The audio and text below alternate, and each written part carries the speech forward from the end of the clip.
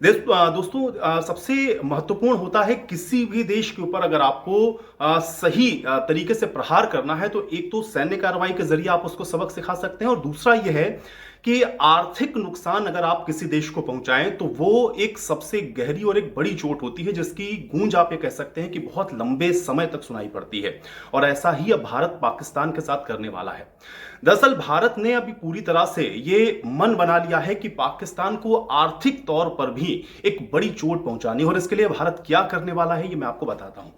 दोस्तों, भारत ने अब पाकिस्तान को एफएटीएफ की जो ग्रे लिस्ट है उसमें डालने के लिए अंतर्राष्ट्रीय स्तर पर जो दबाव बनाना चाहिए उसकी जो कवायद है वो शुरू कर दी है। एफएटीएफ आपको पता है कि जो पाकिस्तान है उसको पहले भी इस ग्रे लिस्ट में डाल चुका है, और ऐसा नहीं है कि पाकिस्तान को पहली बार इस तरह के आर्थिक संकट से जूझना होगा। लेकिन इस समय अगर पाकिस्तान एफएटीएफ की ग्रे लिस्ट में जाता है तो पाकिस्तान के लिए जाहिर है कि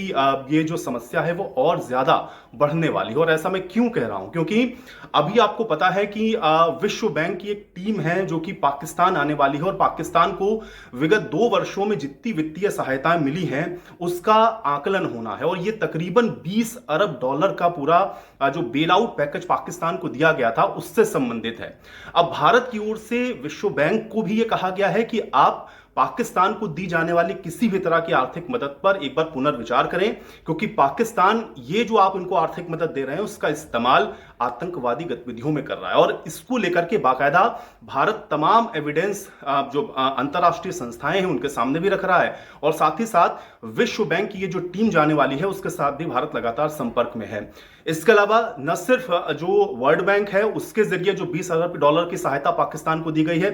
उसको रोकने की मांग भारत ने की है। साथ ही साथ भारत की ओर से जो एशियाई डेवलपमेंट बैंक है जिसने तकरीबन 764 अरब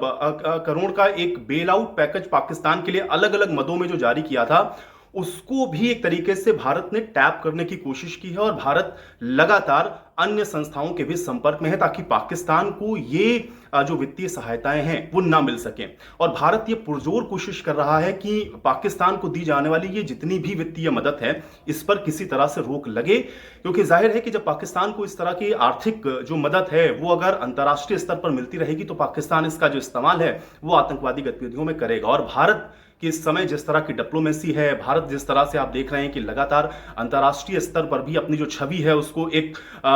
नए मकाम पर ले गया है, तो अब जो विश्व है वो भारत की तरफ भी देख रहा है, और भारत जो बातें कह रहा है उसको बड़ी गंभीरता के साथ देखना विश्व ने शुरू भी कर दिया है।